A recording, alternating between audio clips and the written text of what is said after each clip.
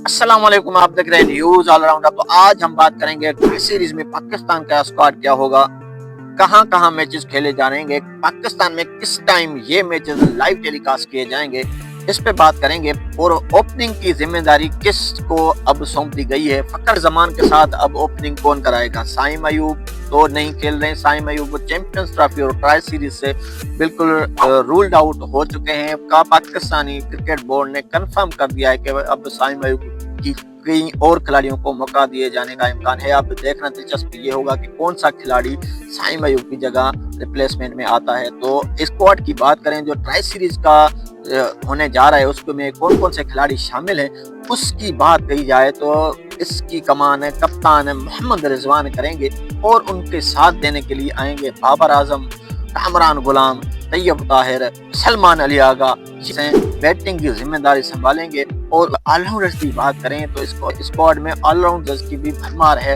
अपना आमिर जमाल हो गया और उसके अलावा सलमान अली आगा भी ऑलराउंडर की जिम्मेदारी संभालते हुए दिखाई देंगे।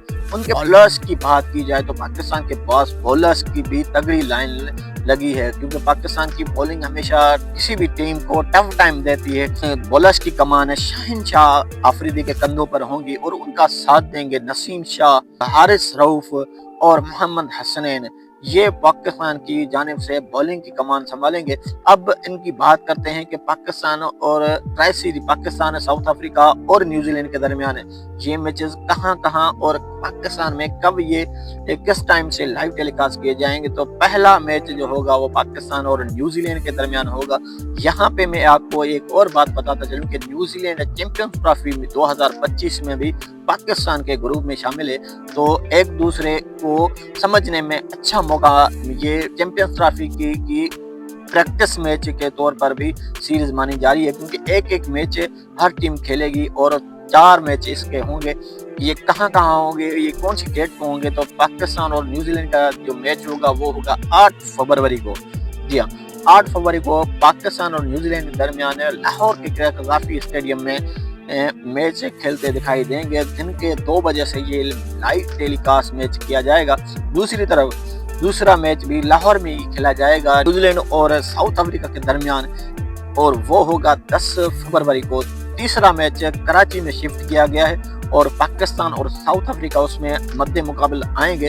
अब देखना दिलचस्प ये होगा कि कौन सी टीम फाइनल में आके भिड़ती है। फाइनल होगा वो होगा 14 फरवरी को, वो भी कराची में ही होगा। ये सारे मैचेस दिन के 2 बजे से लाइव टेलीकास्ट किए जाएंगे। और उसके अलावा बात करें मोहम्मद रिजवान की, जी हाँ, मोहम्मद रिजवान फर्स्ट टाइम पाकिस्तान को किसी भी आईसीसी इवेंट में लीड करते दिखाई देंगे।